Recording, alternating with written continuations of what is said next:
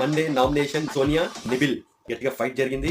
లో నేను rule book చదువుకొని క్లియర్ గా చెప్పినా నువ్వు అర్థం చేసుకోవట్లేదు. అయితే సోనియా అంటుంది ఏంటంటే మీ టీం ను సపోర్ట్ చేసిన అనడం జరిగింది. సోనియా అనడం ఏంటి, నువ్వు సంచాలక్ ఫెయిల్. నిబిల్ కూడా సంచాలక ఫెయిల్ అవ్వలేదు, నేను రూల్ బుక్ చదువుకొని డిసిషన్ తీసుకోవడం జరిగింది. సో అయినా నువ్వు సంచాలక్ ఫెయిల్ అంటే నేను చేయలేను అని చెప్పాడు. సో నా దృష్టిలో నిబిల్ సంచాలకులు అయితే ఫెయిల్ కాలేదు. సో సోనియానే మైండ్ గేమ్ ఆడుతుంది. పృథ్వీని నిఖిల్ ని పుష్ చేయడం జరిగింది. ఎగ్ టాస్క్ లో వాళ్ళని మీరు స్ట్రాంగ్ కాబట్టి మీరు వెళ్ళి ఆడండి అని ఆమె ఎక్స్ దగ్గర కూర్చొని కాపాడడం మాత్రమే జరిగింది. ఎక్కడ ఫిజికల్ గా ఆడినట్టు సోనియా నాకు మాత్రం కనిపించలేదు. నిబిల్ మీద గట్టిగా అరవడం జరిగింది సోనియా. అదే ఈ నామినేషన్ పాయింట్ లో నిబిల్ చెప్పడం జరిగింది. సో సోనియా తీసుకోవడానికి రెడీగా లేదు. సోనియా గేమ్ విషయం ఎలా అనిపిస్తుంది అంటే నిఖిల్ పృథ్వీ వీళ్ళిద్దరిని పెట్టి ఆడదాం చూస్తుంది. వీళ్ళ సపోర్ట్ తోని కొనసాగదామని చూస్తుంది. నిఖిల్ కు ఛాన్స్ ఇవ్వడం జరిగింది. నీ పవర్ ఉపయోగించి వాళ్ళని సేవ్ చేయమని.